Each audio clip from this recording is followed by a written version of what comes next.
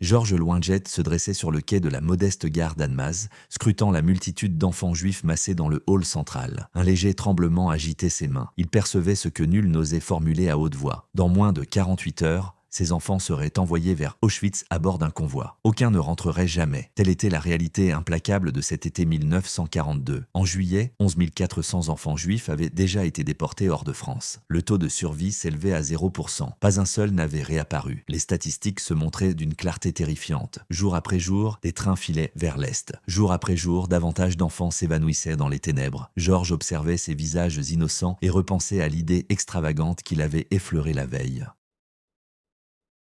Une notion si élémentaire qu'elle paraissait irréalisable. Et pourtant, elle représentait sans doute leur unique espoir de survie. Les approches traditionnelles avaient échoué. La résistance française tentait de faire franchir la frontière suisse aux enfants via des sentiers cachés dans les Alpes. Mais la Gestapo avait repéré ces itinéraires. Des patrouilles allemandes infestaient les lieux. Sur 10 essais de traversée, 3 aboutissaient à des interpellations. Les guides étaient repris, les petits ramenés avant de s'abîmer dans les camps. Georges avait assisté à l'exécution de 3 camarades résistants le mois précédent. Ils avaient voulu guider 12 enfants par le col proche de Chamonix. Les Allemands les guettaient, la conjoncture empirait sans cesse. Les autorités helvétiques avaient scellé leurs frontières aux réfugiés juifs. Berne invoquait un pays surpeuplé, privé de ressources alimentaires. Les douaniers suisses devaient refouler quiconque tentait une entrée clandestine, y compris les enfants. Surtout eux, du fait de leurs groupes imposants. Georges avait compulsé les rapports. Il maîtrisait les données. Sur 50 km, 250 soldats allemands et 100 gardes suisses veillaient à la ligne. Georges Loinget comptait 32 ans. Issu d'une famille juive française banale, rien ne le prédestinait à l'héroïsme clandestin. Avant-guerre, il excellait en athlétisme et au service militaire français. Coureur, sauteur, footballeur, il avait même visé les sélections olympiques. Démobilisé, il s'était reconverti en professeur d'éducation physique. Il adorait initier les gamins au sport, les voir s'élancer et s'esclaffer. Désormais, il mettait ses aptitudes au profit d'une cause vitale. Arracher des vies à la mort. À la gare, Georges captait les murmures des autres résistants. Leur voix basse trahissait de l'accablement. Un médecin plus âgé, le docteur Veil, branlait du chef. Membre de l'œuvre de secours aux enfants, OSE, il œuvrait pour préserver les petits juifs, mais le découragement l'envahissait. Le docteur Veil affirmait qu'il était vain de secourir tant d'enfants. Les Allemands pullulaient partout. Les Suisses les rejetaient. Les cimes se révélaient périlleuses. Les enfants, trop frêles, ne tiendraient pas de randonnées interminables. Trop repérables. Trop serré en foule. Il martelait le terme « cote zéro ». D'autres spécialistes abondaient en ce sens. Il prônait la résignation face aux faits, l'impuissance contre l'appareil nazi, et conseillait de privilégier le sauvetage d'adultes influents plutôt que de tout miser sur des gosses. Georges refusait cette raison glaciale. Incapable d'y souscrire, il fixait une fillette de 7 ans serrant la main de son frère. Cheveux noirs, yeux bruns, empreints de terreur. Elle saisissait mal la menace, mais pressentait un péril imminent. Cette angoisse marquait chaque regard. Les rayons du soleil d'après-midi filtraient par les vastes vitres de la gare, projetant des ombres étirées sur le dallage. Sifflement de locomotives, chuintement de vapeur, annonces indistinctes dans les haut-parleurs, arômes âcres de houille, tout imprégnait l'atmosphère. En face, sur le quai, des soldats allemands défilaient. Le claquement cadencé de leurs bottes résonnait sur le béton. Uniforme gris impeccable, fusil luisant sous le jour. Georges songeait à la frontière suisse, si voisine, à quelques kilomètres seulement. Par endroits, elle traversait une prairie nue, sans murailles ni fortifications, une simple démarcation entre deux nations, entre existence et anéantissement. Il avait épluché les cartes des semaines durant. Il en connaissait chaque mètre. Il avait repéré un lieu idéal, un vieux terrain de sport déserté, pile à 50 mètres de la frontière suisse. L'inspiration lui était venue en observant des gamins s'ébattre au ballon dans un parc. Ils fonçaient sans crainte, hurlaient de joie, éclataient de rire. Personne ne prêtait attention à eux. Voir des enfants taper dans un ballon, c'était banal. Même en pleine guerre, même tout près de la ligne. Et si le cuir filait trop loin, si les petits devaient le rattraper en sprintant, si l'un d'eux franchissait la limite sans même s'en apercevoir, une lubie insensée, Georges en avait conscience.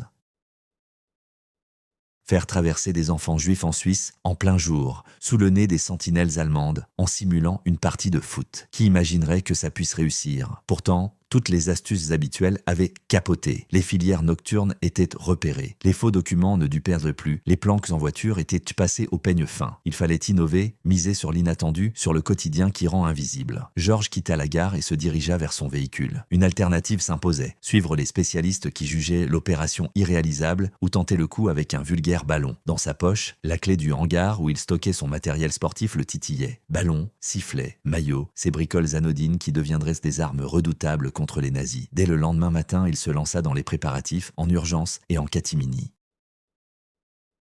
Il grimpa dans sa guimbarde et roula jusqu'au terrain abandonné, à 2 pas de la frontière. La distance, 50 mètres, vérifiée à 3 reprises. La moitié d'un terrain de foot, un écart que n'importe quel gamin pouvait avaler en un éclair. L'endroit collait à la perfection. L'herbe montait haut, sans masquer les marques blanches fanées, ni les vieux buts tordus et corrodés. Déserté depuis le début du conflit, il gardait pourtant l'air d'un spot où des mômes viendraient s'amuser. De l'autre côté de la ligne invisible s'étendait un bosquet propice aux embuscades. Georges visualisait déjà le scénario. Son plan, limpide, initier les enfants au foot sur ce pré. Il s'amusait comme à l'accoutumée, criaillait, rigolait, puis pile au moment opportun, il catapulterait le ballon vers la Suisse. Celui-ci roulerait au-delà. Les gosses partiraient au recover en toute innocence. Qui n'a jamais couru après un ballon? Même les Allemands comprendraient. Mais une fois franchi la frontière, ils ne rebrousseraient pas chemin. Des complices suisses les cueilleraient dans les fourrés pour les mettre à l'abri. En septembre, Georges soumit son projet à l'OSE. La séance tourna au vinaigre. Le docteur Weil et les responsables hochèrent poliment la tête avant de secouer le menton. Trop risqué, trop exposé, trancha le docteur Weil. Les Boches observeraient un tout, intercepteraient les fuyards avant la ligne. Un seul gamin coffrait et le réseau entier sauterait avec ses passeurs passés par les armes. Madame Schwartz s'alarmait encore plus. Comment un match de foot bernerait-il les nazis? Eux n'étaient les pas sots. Ils quadrillaient la zone H24, jumelles aux yeux, molosses aux pieds, rondes incessantes. Un ballon changerait-il la donne entre survie et trépas? Georges garda son sang-froid. Précisément pour ça, rétorqua-t-il, le stratagème triompherait. Les Allemands guettaient les ombres furtives, les tunnels obscurs.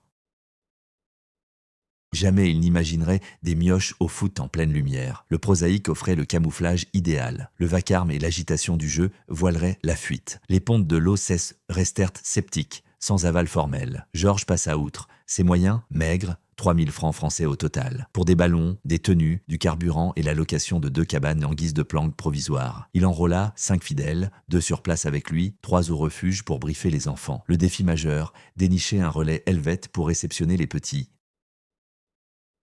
Georges ne pouvait pas se contenter de les expédier de l'autre côté de la frontière sans un accueil assuré. Il lui fallait un partenaire suisse fiable, audacieux, prêt à enfreindre les règles de son propre pays. C'est chez le pasteur Paul Vogt qu'il dénicha cet atout précieux. Ce Suisse quinquagénaire arborait une chevelure grisonnante et des lunettes circulaires. Rien en lui n'évoquait le héros de roman. Pourtant son cœur débordait de compassion. Pour le pasteur Vogt, sceller les frontières aux enfants juifs relevait d'un sacrilège impardonnable. Il avait déjà facilité l'entrée clandestine de plusieurs familles en Suisse. Lorsque Georges lui exposa son stratagème du football, un sourire illumina son visage pour la première fois depuis des lustres. Il qualifia ce plan de la ruse la plus ingénieuse depuis le déclenchement du conflit. Et le pasteur Vogt promit de tout orchestrer côté helvétique, recruter des familles d'accueil à Nipnus, alerter des gardes frontières bienveillants pour qu'ils détournent le regard pile au bon instant et acheminer les petits vers des refuges éloignés de la ligne. Georges et le pasteur scellèrent leur pacte d'une poignée de main ferme. Chacun mesurait le péril mortel qu'ils couraient, mais ils étaient convaincus de la justesse de leur cause. Le premier essai intervint le 15 septembre 1942. Georges guida 2 enfants jusqu'au terrain. Âgés d'entre 8 et 10 ans, ils avaient été briefés la veille. Sprinter a fondé que le ballon filerait vers les bosquets sans jamais ralentir ni se retourner. L'appréhension les tenaillait, mais ils saisissaient que c'était leur unique bouée de sauvetage. Il était 3 heures de l'après-midi, sous un soleil radieux. Georges, sifflet au cou et ballon calé sous le bras, initia des drills basiques. Il relançait le cuir, tournoyait en rond, riait aux éclats et vociférait comme au cœur d'une récré ordinaire. À une dizaine de mètres, 2 soldats allemands tiraient paresseusement sur leurs cigarettes, jetant un œil distrait de leur côté. Rien d'anormal. Un simple éducateur sportif avec sa marmaille. Au bout de quelques minutes, Georges lança le signal. D'un magistral coup de pied, il envoya le ballon droit vers la frontière. Celui-ci bondit sur la pelouse, franchit la marque invisible et fila vers les taillis. Les 2 enfants bondirent aussitôt, hurlant et se poussant dans une feinte poursuite effrénée. Leur allure s'emballa. 50 mètres, 40 mètres, 30 mètres. Les Allemands observaient, immobiles. Des gosses après un ballon, quoi de plus banal. Les petits gagneront les arbres. Georges aperçut le pasteur Vogt émerger d'un imposant chêne. Il vit les enfants s'évanouir dans le sous-bois aux côtés du pasteur. L'ensemble s'était déroulé en un rien de temps, pile 3 minutes. 3 minutes pour basculer du néant à l'espérance. Georges récupéra un ballon de rechange planqué dans l'herbe, simula une battue futile, puis lança en français vers la lisière comme si les mioches s'étaient égarés par excès de zèle. Les soldats se gondolaient à présent, imaginant le prof aux abois après un tir maladroit. Ce soir-là, Georges regagna son logis les jambes flageolantes, mais d'euphorie pure, loin de l'effroi. Son coup de génie avait payé. 12 enfants sauvés. Il était temps d'amplifier l'opération, et de façon spectaculaire. En octobre 1942, Georges lança sa première mission d'envergure avec 47 enfants. Hasardeux de tous les faire passer en une journée, mais l'urgence dictait ses lois. Les rafles vers les camps s'intensifiaient. Il segmenta le lot en 4 équipes. Chacune officierait 30 minutes. Partie de ballon, puis envoi vers la Suisse, ruée des petits, relève par le suivant. La manœuvre s'étira tout l'après-midi. À 18h, les 47 étaient à l'abri en Suisse. Aucun attrapé. Les Allemands n'avaient décelé nulle anomalie, juste une bande de gamins perdant inlassablement leur ballon au foot. Les retombées de la tactique de Georges pulvérisèrent les pronostics. Avant son intervention footballistique, les enfants juifs appréhendés en France affichaient un taux de survie nul. Embarqués pour Auschwitz, ils s'évaporaient à jamais. Ceux qu'il prenait en charge virent ce ratio bondir à 94%, un prodige chiffré. 60 enfants cavortant sur ce pré frontalier et 94% en réchappaient à la tourmente belliqueuse. Ces données révélaient l'impensable. Une astuce modeste et un simple ballon pouvaient renverser les fatalités. Le circuit de Georges s'étoffa à vive allure durant l'automne et l'hiver 1942. D'autres résistants, éblouis par son efficacité, se proposèrent pour prêter main forte. Georges ne s'en tint plus à un unique terrain. Georges Loinget multiplia les points de franchissement le long de la frontière suisse. Certains impliquaient des parties de football, d'autres des randonnées organisées par des écoles. Il mit sur pied de fausses colonies de vacances. Les enfants y partaient en balade et n'en revenaient plus. Il imagina aussi des convois camouflés en expéditions pédagogiques pour admirer les sommets. De 1942 à 1944, son réseau permit à quelques 1200 ou 1500 enfants de gagner la Suisse. C'était le chiffre exact, minutieusement consigné par Georges dans ses carnets clandestins. Un nom, une date pour chaque gamin arraché à la mort. Ces archives restaient planquées dans une ferme déserte. Plus tard, d'autres gonflèrent le total à 4000 enfants sauvés. L'exagération n'enlevait rien à l'ampleur de l'exploit. Face aux autres filières de la résistance, qui exfiltraient une 50aine d'enfants par an en moyenne, Georges en mettait à l'abri plus de 600 chaque année, mais ce succès éveilla les soupçons des nazis. Klaus Barbie, le patron de la Gestapo à Lyon, surnommé le boucher de Lyon, alliait cruauté et finesse d'esprit. Dès 1943, des bruits coururent jusqu'à lui sur des enfants juifs volatilisés aux abords de la frontière suisse. Barbie resserra l'étau, il déploya davantage de patrouilles, promit des primes aux délateurs et glissa des indicateurs dans les bourgs frontaliers. En mars 1943, 3 passeurs de Georges tombèrent dans le piège. Henri, Marcel et Simon. Un villageois cupide les avait vendus pour toucher la récompense. La Gestapo les mit à la question des jours durant afin d'arracher des noms. Pourtant, les 3 héros serrèrent les dents. Pas un mot sur Georges, pas un indice sur les refuges. Ils furent exécutés par un peloton le 10 avril 1943, dans la cour d'une prison lyonnaise. Georges n'en fut averti qu'une semaine après. Les larmes aux yeux pour ses camarades, il n'interrompit pas la lutte. S'arrêter aurait trahi leur immolation. Ses coups durs le rendirent plus circonspect. Il variait les terrains chaque semaine, évitant 2 fois le même lieu. Il jonglait avec les identités. Un jour, Monsieur Dubois, le moniteur sportif. Un autre, Monsieur Martin, animateur de centres aérés. Des lunettes et une moustache postiche certains temps, la tête rasée d'autres fois. Les Allemands traquaient un individu, mais en croisaient 10. Le péril suprême surgit en décembre 1943. Georges avait monté une opération massive. 53 enfants à exfiltrer en une journée. Un pari fou, mais l'hiver tombait et les déportations vers Auschwitz s'accéléraient. Il fallait frapper fort. Comme à son habitude, il scinda le groupe. Les 15 premiers gamins s'ébattaient déjà sur le pré, le ballon filant vers la ligne. Ils le poursuivirent en riant. Brutalement, une patrouille allemande déboula sur la route adjacente. 3 bidasses et un officier, fonçant droit sur Georges et les gosses. Le cœur battant la chamade, Georges comprit le risque. Un œil attentif noterait l'absence des 15 disparus et les questions fuseraient. Tout capoterait. D'un éclair, il réagit. Il hurla aux enfants sur place de former 2 équipes pour un tournoi géant. Il sortit des ballons supplémentaires, traça des buts avec de la farine, sema le chaos et le vacarme. L'officier s'avança, interrogea sur le branle-bas. Georges arbora un large sourire, s'expliqua en allemand impeccable. Un simple match villageois pour la jeunesse. Il l'invita même à assister au spectacle. L'Allemand observa les gosses galopants, les ballons virevoltants. Que du jeu innocent, rien de louche. Il ordonna à ses hommes de poursuivre. Georges prolongea la comédie 1 heure pleine, guettant leur éloignement. Son pouls tonnait encore, mais le délai était gagné, les 15 étaient sains et saufs en Suisse. Une maxime revenait sans cesse dans la bouche de Georges auprès de ses complices. Cotin pour lui, ce n'était pas du sport, c'était la lutte. Chaque gosse arraché aux griffes nazies valait une triomphe sur leur machine exterminatrice. Chaque traversée, couronnée de succès, assonnait un direct à l'adversaire. Ces frissons d'angoisse demeuraient indélébiles pour tous les acteurs de l'opération. Le coup de sifflet de Georges retentissait sur le terrain, étouffant par moments les sanglots étouffés des enfants terrifiés. L'odeur du ballon de cuir se mêlait à celle de l'herbe coupée et de la boue, tandis que le crissement des semelles sur le gravier accompagnait la course des petits vers la liberté. À 200 mètres, le claquement des bottes allemandes sur la route se faisait entendre, contrastant avec le chant des oiseaux dans les arbres suisses, comme un appel vers le refuge. Tous ces éléments forgeaient une ambiance irréelle, un mélange du banal et de l'exceptionnel, un simple match de foot masquant une opération de sauvetage vital. Cette approche de Georges inspira vite d'autres groupes à travers l'Europe. En Belgique, des membres de la résistance mirent en place de prétendues sorties scolaires vers la frontière hollandaise. Aux Pays-Bas, une équipe recourut à des clubs de cyclisme pour exfiltrer les enfants vers des zones rurales propices à la cache. L'innovation de Georges prouvait que l'effronterie assumée surpassait souvent la furtivité absolue. Les nazis guettaient les ombres, pas les actions à visage découvert. Georges et ses complices œuvrèrent sans trêve durant 2 années. Ils menèrent 350 missions recensées de 1942 à 1944, soit une en moyenne tous les 2 jours. Par prudence, certains jours restaient calmes pour éviter d'alerter. D'autres voyaient jusqu'à 5 enfants franchir la ligne. Georges s'appuya sur 47 familles suisses prêtes à héberger les rescapés, au péril de leur existence et de leur liberté, le régime helvétique pouvant les incarcérer pour infraction à la loi. Le réseau produisait par ailleurs 23 faux papiers par semaine. Les enfants requéraient des identités neuves, des documents impeccables, des récits plausibles. Georges s'entourait de faussaires experts capables de contrefaire tout à la perfection. Un seul faux pas pouvait sceller le sort d'un innocent. L'ampleur de l'entreprise était colossale, comparable à la direction d'une société clandestine dont la marchandise était la survie humaine. La guerre s'acheva en mai 1945, avec la libération des camps et la révélation au monde de l'abomination de l'Holocauste. 6 millions de Juifs exterminés, dont 1,5 million d'enfants. Pourtant, au cœur des ténèbres, des lueurs persistaient. Les 1200 à 1500 enfants arrachés à la mort par Georges Loinget vivaient encore, grandissaient, aspiraient à demain. Loin de s'arrêter net, Georges poursuivit son combat sous une autre bannière, en intégrant l'ALIA, qui organisait l'émigration juive vers la Palestine, futur Israël.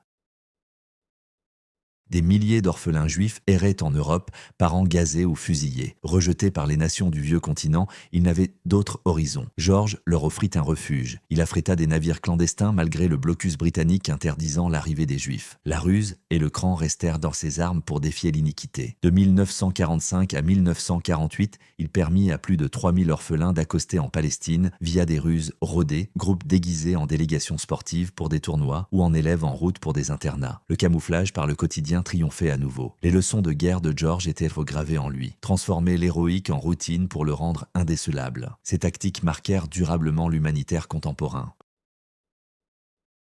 Les études post-war sur les succès des sauveteurs mirent en lumière un principe clé. Les initiatives les plus efficaces n'étaient à nos pas forcément les plus occultes. Une façade crédible en pleine lumière l'emportait souvent sur l'anonymat total. Ce principe s'inscrivit dans les manuels du secours humanitaire. Aujourd'hui, les ONG extrayant des réfugiés de zones de conflit recourent à des paravents authentiques, dispensaires, écoles, fermes, qui, tout en étant réels, facilitent les évacuations discrètes. Georges Loinget mena une existence riche et longue. La notoriété l'épargna longtemps. Des décennies passèrent avant que son nom ne s'ébruite. Il n'aspirait pas aux honneurs, content d'avoir agi selon sa conscience. Il exerça modestement comme moniteur de sport. Il veillait sur les siens et menait une existence paisible. Ce n'est que bien plus tard que Georges obtint une distinction officielle de premier plan.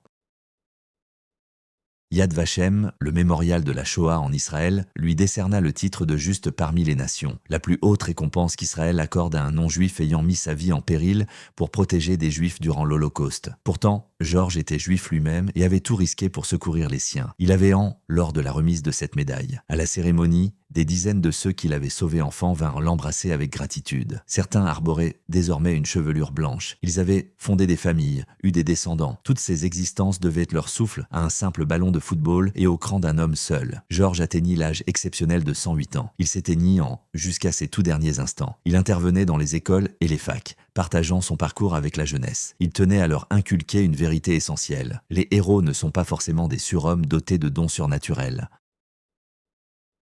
Il arrive que ce soit de simples mortels qui optent pour l'action plutôt que l'inaction. Georges se qualifiait souvent de modeste prof de sport, mais il avait su employer ses talents pour préserver des vies au lieu de contempler l'atrocité en spectateur muet. Le récit de Georges distille plusieurs enseignements intemporels sur l'humain et l'inventivité. D'abord, il souligne que l'innovation naît fréquemment du désespoir. Lorsque les voies classiques patinent, que les spécialistes jugent l'impossible, surgissent alors les intuitions audacieuses. Georges n'était pas un virtuose du sauvetage secret. Il n'avait pas potassé les manuels de guérilla. C'était un passionné de sport qui avait perçu que des gosses au ballon paraissent inoffensifs. Cette intuition banale s'est muée en outil décisif. Ensuite, la force du quotidien. On imagine les exploits résistants comme des coups d'éclat nocturnes, codes cryptés, travestissements sophistiqués.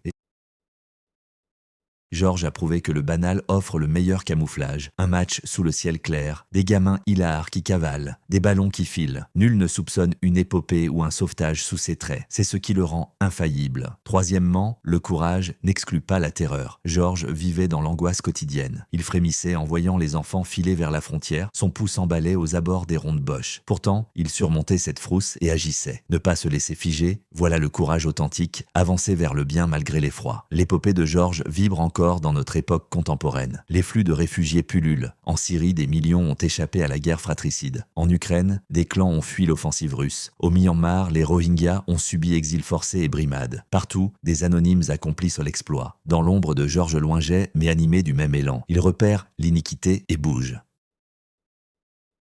Les astuces de Georges interrogent toujours. Comment un kidam se mutile en héros face à l'extrême? Pas de formule magique. Il faut du cran, oui, mais aussi de l'imagination, du flair, l'envie d'innover quand l'usuel cale. Georges réunissait ses atouts sans les avoir hérités. Il les avait forgés en scrutant son entourage. Son legs ultime palpite dans les myriades de vies arrachées à la mort. Ces 200 à 500 gamins ont grandi, procréé, leurs rejetons à leur tour. En 2025, leur lignée totalise sans doute des dizaines de milliers d'âmes. Sans son audace et son ballon maudit, rien de tout ça. Chaque rire, chaque savoir conquis, chaque passion chez ses héritiers clame le poids d'un homme dressé contre l'innommable. L'histoire de Georges Loinget nous livre en fin de compte ce message. Au plus noir de l'histoire de l'humanité, lorsque la sauvagerie paraît invincible, que les usines de la mort ronronnent à pleine capacité, que les spécialistes proclament l'impuissance absolue, un homme seul, animé d'une idée élémentaire, peut tout chambouler. Un vulgaire ballon de foot s'est avéré plus redoutable que l'arsenal entier des nazis. Les éclats de rire des gosses en plein jeu se sont changés en hymne de la révolte. Le trivial s'est mué en exceptionnel. C'était le prodige de l'âme humaine. Même au fond des abîmes les plus insondables de la Shoah, l'éclat de l'humain a persisté à rayonner. Chaque gamin préservé incarnait un triomphe de la clarté sur l'obscurité, de la dignité sur la férocité, de l'espérance sur l'abîme.